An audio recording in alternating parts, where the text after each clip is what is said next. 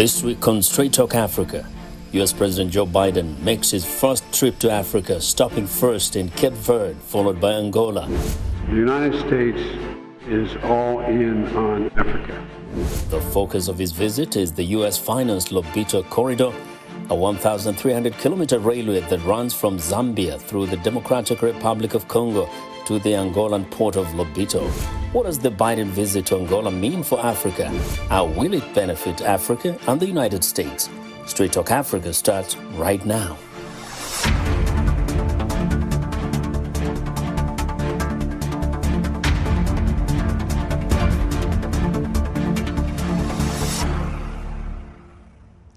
Welcome to Straight Talk Africa, coming to you from our headquarters in Washington, D.C. I'm your host, Vincent Makori.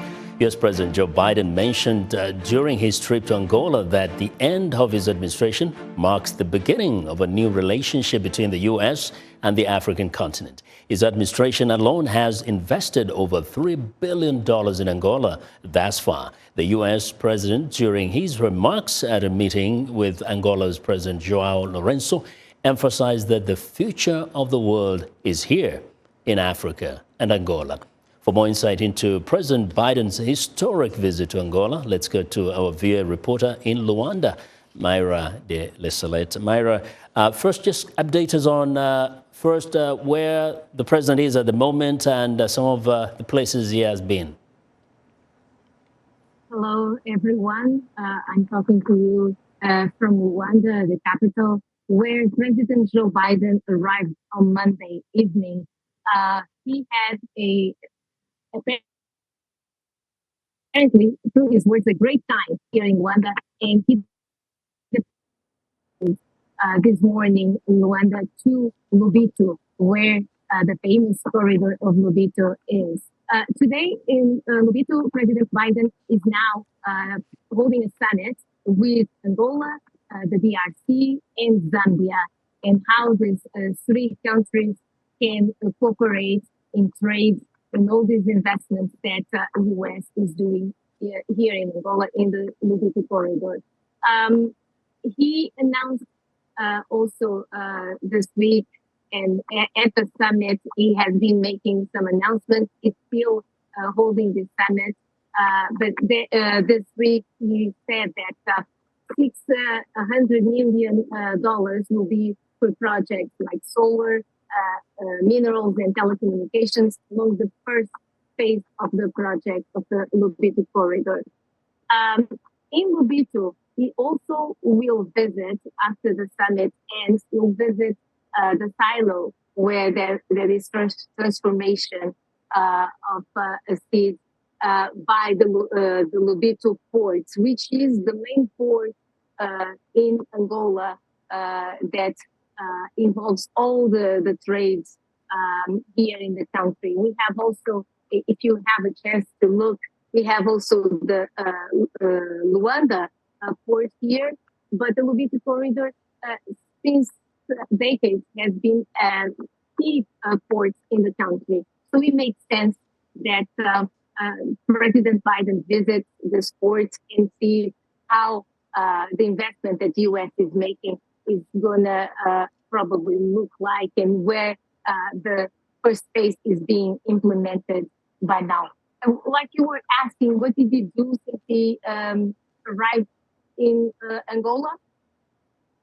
On Tuesday, he had a presidential ceremony at the Presidential Palace here with President Joao Lourenço, and they held a meeting, bilateral meeting, where they talked about trade, investment, infrastructure, also about the cooperation between the U.S. and Angola in terms of defense, and where President Biden said that he supports the democracy in Angola, and also praised the work that Mr. Joao Lourenço is doing, not only to guarantee democracy here in the country, but also as a mediator in Africa.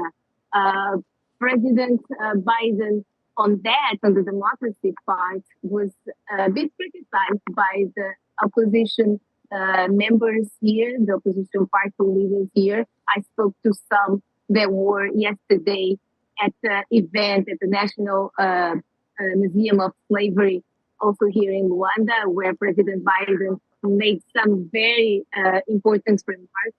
But those who were there were a bit disappointed that Mr. Biden didn't meet with them and didn't actually make this trip more political. Quoting their words, they said that this was a more trade, economic visit and not a political visit that didn't involve the opposition members of Angola. Well, Mayra, thank you very much. Speak about democracy in the country. Yeah, thank you very much for reporting a little bit of challenge with the audio there. Yeah, that's Mayra de Lassalette reporting live from Luanda, the capital of Angola. Now, here in Washington, there are many who think that the Biden administration did not do enough for Africa and that this trip came too late. My next guest believes that this trip matters, and he is here in studio with me. Witney Schneidman is former U.S. Deputy Assistant Secretary of State for African Affairs and a non-resident Senior Fellow, Africa Growth Initiative in the Global Economy and Development Program at the Brookings Institution. Welcome to Straight Talk Africa. Thank you, Vincent. Now, yes, I want to go back to exactly that. Some say, well, how long did it take? The president had promised actually to go to Africa way back in 2022. It has taken like all that long to go there, and they see this almost like just a token. Why do you say it's not too little, it's not too late? well, first of all, I'd say it's never enough. There should be more presidential trips to Africa, but I think this trip is really quite important because of the two reasons: Lobito Corridor initiative and the U.S.-Angolan relationship. The Lobito Corridor initiative is a very unique undertaking by the United States. One, it's a real partnership initiative. It's a partnership with the governments of Angola, the DRC, Zambia. It's a partnership with the European Union, with the African Development Bank, the African Finance Corporation. It's not just the U.S. And I think that kind of approach is new for the United States, and I think it ensures the potential impact of this project. Yes, and we have it right up on the screen, Lobito Corridor, quite a long stretch connecting several countries, Angola, Democratic Republic of Congo, Zambia, and all. One may wonder, what is in it for the United States here? What is in it? I mean, what is in a partnership? I mean, obviously the U.S. has interests here. The U.S. has interests in critical minerals. The U.S. has interests in furthering democracy. The U.S. has interests in stability. The U.S. has interests in economic growth. The U.S. has interests in deepening cultural ties with the region, with Angola. So the U.S. has a number of interests. But I think Angola has a number of interests as well. They want to diversify their relationship. They've spent the last 20 years borrowing $45 billion from China. And I think President Lourenço really wants to diversify and attract more U.S. investment. And in fact, we've already seen some of that come. Over the last year or so, U.S. companies have committed to the construction of 180 rural bridges that will help crops get to market, some 500 megawatts of solar power, digital connectivity. These are the kinds of things that I think President Lourenço is very interested to get out of the relationship. And we know that Angola has had this relationship with China and Russia. China is really has been very aggressive with the Silk Road all across the world. You mentioned a few things that sometimes people may not realize, that there are other levels of U.S. investment in African countries that are not necessarily these big mega projects like the Lobito Corridor. So how is that significant in terms of countering the influence of China on the continent? Well, I think, if you take the Lobito Corridor, that's a 1,300-kilometer rail line. And along that rail line are many communities and towns.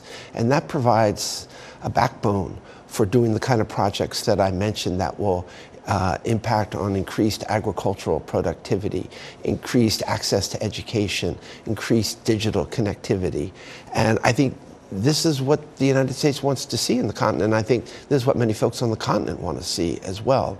So I think the U.S. is well positioned to be a strong partner. Yes.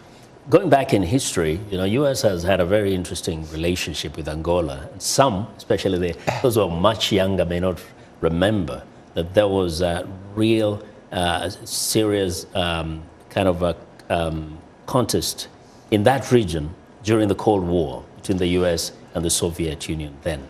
Yes, in many respects, you use the word interesting. In many respects, Angola was ground zero in the Cold War, and it was really the site of one of the most lethal conflicts of the Cold War. The U.S.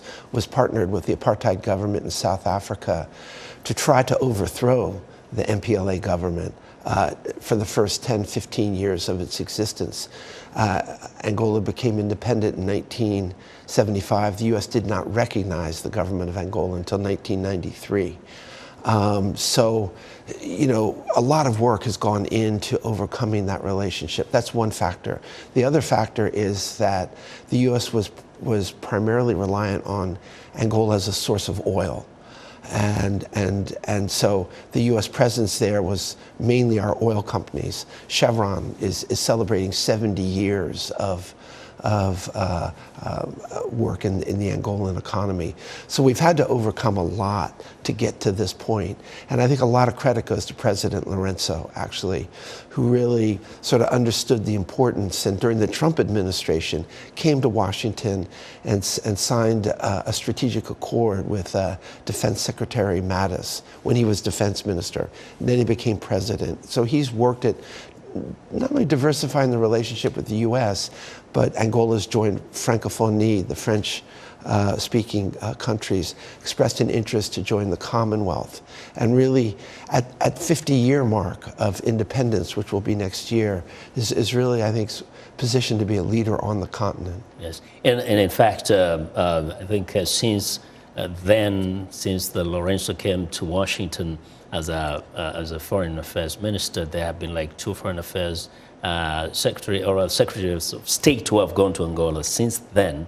One may want to, at this time, ask, do you think this relationship could be in any way impacted by the transition from Biden to the president-elect Donald Trump? Well, we don't know, but in U.S.-African relations, there's been a history of bipartisanship since the year 2000, when the African Growth and Opportunity was passed. The African Growth and Opportunity Act was passed through Congress. And that sort of put together Republicans and Democrats who said, the U.S. has interests in Africa worth investing in. So this bipartisan relationship not only gave us AGOA, but it gave us PEPFAR, and it gave us the BUILD Act, which President Trump signed, and Prosper Africa, which was a creation of President Trump, the Trump administration. So I'm hopeful that there will be an ongoing relationship in the Trump administration that will support the implementation of the Lobito Corridor initiative. Now, there's just one little thing. Some wanted the president also to kind of acknowledge the dark history of slavery. At this moment, do you think people would be satisfied with any of his engagements there, especially in relation to that, besides the business side? Well, I think he did acknowledge that. Yesterday, he gave a speech at the Slave Museum, and this is part of America's history. This is part of America's relationship with Africa, and we have to be fully cognizant of it. And I think President Trump really did that, and I think the Angolan government is appreciative for that. Well, thank you very much. Thank you for being with us here. It's time for a short break. When we return, we'll continue our discussion on this, the historic trip of President Biden to Angola. Stay with us.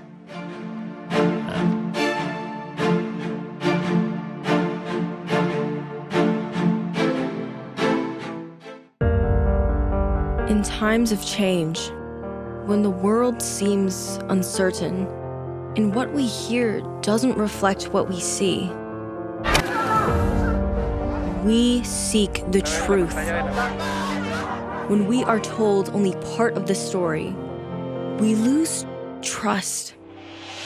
In moments of crisis, our dreams, hopes, and wishes for a better tomorrow depends on a free press. At Voice of America, we bring you the stories that people take risks to see. We connect the world and unite it with truth. At Voice of America, we show you the whole picture.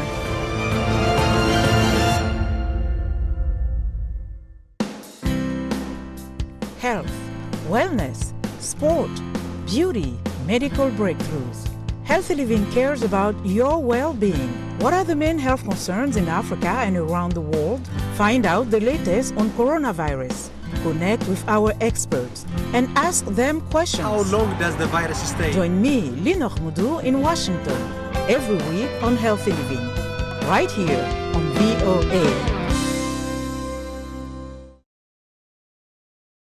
You're watching VOA's Red Carpet. My name is Jackson Vunganyi. Thank you so much for joining us each week right here on Red Carpet. We bring you the latest in.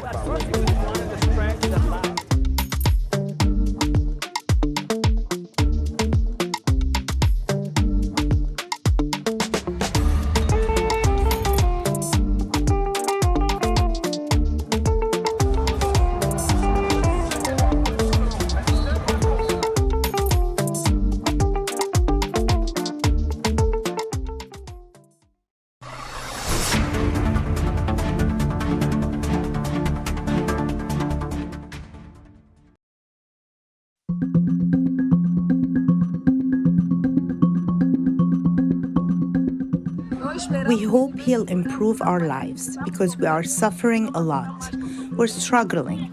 Our president is not paying attention to his people. School is very expensive. We are not able to pay the kids' tuition. It's harder now. We never suffered like this before.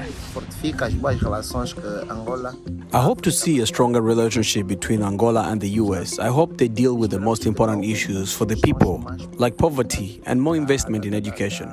We don't want them to just talk, but to be more focused on bringing good benefits to the Angolan people, because we all have great expectations. He can do anything. First, he needs to lower our prices, and then he needs to help us produce things. With more production in the country, the prices will lower.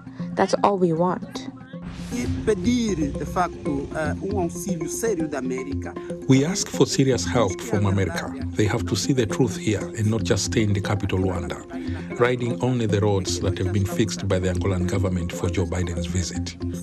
If they go deeper in the slums, what they will see will make them very sad, because there are people starving to death, not only in Luanda, but in all Angolan provinces. First of all, I want him to come to help us create change in our country. Our country is in really bad shape. A lot of things have to change. Our government, I don't know how to explain it. We never lived like this. The price of food and education was never so high. We look at our country's health, it's really, really bad. We hope America's president can help us with all of this. Welcome back. You're with Straight Talk Africa, coming to you from headquarters in Washington. We are discussing President Biden's trip to Angola and the U.S. investment in developing the Lobito Corridor that connects the southern regions of the Democratic Republic of Congo, northwestern Zambia, and Angola to regional and global trade markets via the port of Lobito. For insight into what Angolans think about the Biden's visit and the Lobito Corridor, I'm joined by Marisa Lourenço, a Johannesburg-based political analyst, and from Luanda, Angola, I'm joined by Bartolomeu Milton, a lawyer and president of the Pro Bono Angola Association. Ladies and gentlemen, welcome to Straight Talk Africa. Now, if I may start with you, Marisa, how has the Biden trip resonated with people not only in Angola but in the region, including South Africa? Sure. So I think there is a little bit of skepticism because at the beginning of his administration, Biden did promise to prioritize Africa. He promised to be different from Donald Trump. And this visit is coming right at the end of his term when he's effectively a lame duck president. So I think there's some skepticism around why is this trip happening? Why is it happening now? And what can actually be done? But I think it's also something that's being watched very closely because, as we all know, this visit is historic. Angola has never been visited before by a sitting US president. And that's certainly, I think, something that people who are looking towards the Lourenço administration to improve Angola are quite pleased to see it happening and to see this come to fruition. Yes. And Bartolomeu, in Luanda, how has been the reaction? We know this is a mega project, Lobito, but besides that, beyond that, what are the people saying? Expectations are very high from the Angolan society. Of course, as my predecessor said, there's a bit of skepticism considering the time the visit is taking place. It's happening almost at the end of his term.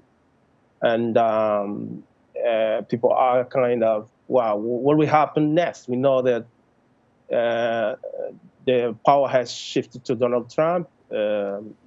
We understand that Donald Trump didn't do too much for Africa and in Angola in particular in his first term. And so, but with Biden's visit to Angola, people are eager to learn, in fact, what is the U.S. policy toward Africa and Angola in particular. We are aware that there is a project, which is the Lobito Corridor, which is most about minerals from Africa to the U.S. and Europe. But then we are also kind of expecting to see more about the relationship between the two countries in other areas of cooperation, not only in terms of taking minerals from Zambia, DRC, or any other place in Angola to the US or in Europe.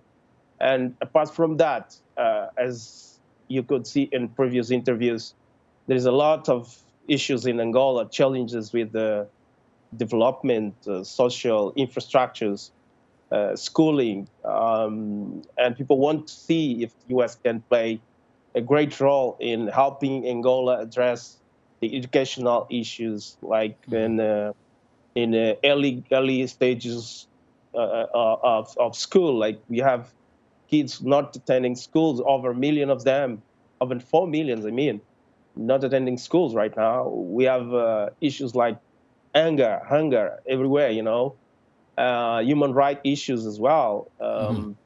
So all these issues are now a great concern for the people. They want to see America also paying attention to these specific issues, not only on minerals and so on. Yeah. Now, Marisa, there's always that question: how deeply should, say, America be involved in some of the issues that are very domestic? I mean, there is the leadership at the local level. Here's the U.S. investing over $550 million to an infrastructure that will help develop the country, will help bring in income that should be plowed into, the education sector, perhaps the energy sector and other areas of development.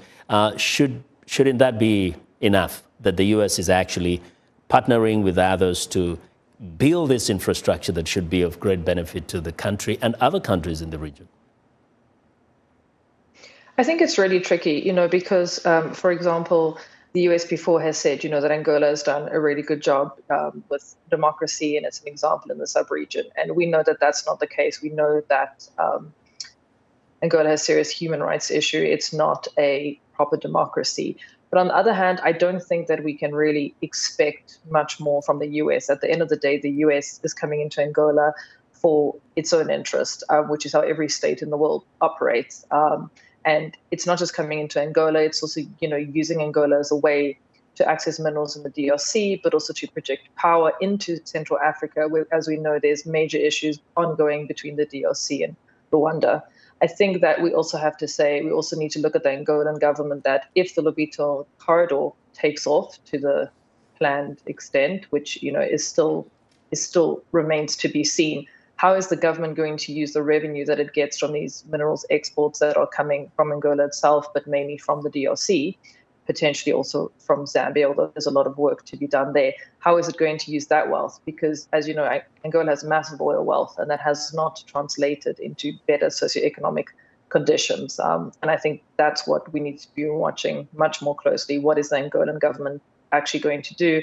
How will this be different from the past? Yes, and Bartolomeu, hearing what Marisa has said, you know, it behoves on the government of Angola to utilize the whatever is accrued from its wealth for the benefit of the people. So who, in your assessment, should be holding the government accountable? What role can the U.S. and Western nations play to ensure that the people of Angola are happy, not only with the kind of investment that the West is making in that region, but also that the government is delivering?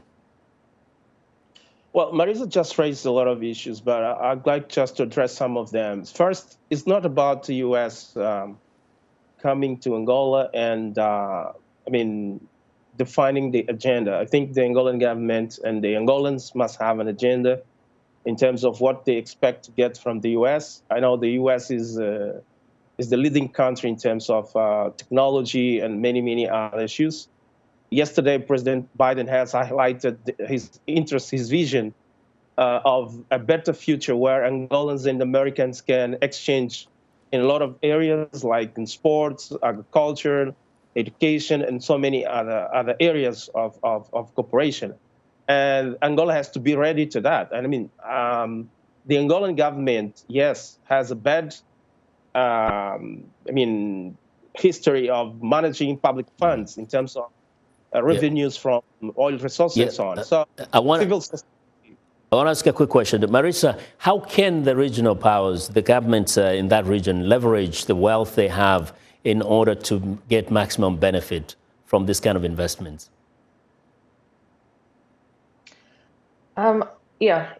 It really comes down to how the money is used from the revenue from critical minerals export. If that can go into infrastructure development, for example, into that kind of capital spending, that has a knock-on impact, a very positive impact on economic growth. And then, of course, if there is development around the towns that the railway passes through, this also gives people greater access to markets to sell their goods. Well, thank you very much. Really very well put. We have to leave it here. Thank you both for the thought-provoking discussion. We appreciate your time, Marisa Lourenço and Bartolomeu Milton. Thanks to our affiliate stations also for broadcasting Straight Talk Africa across the continent. I'll see you next time.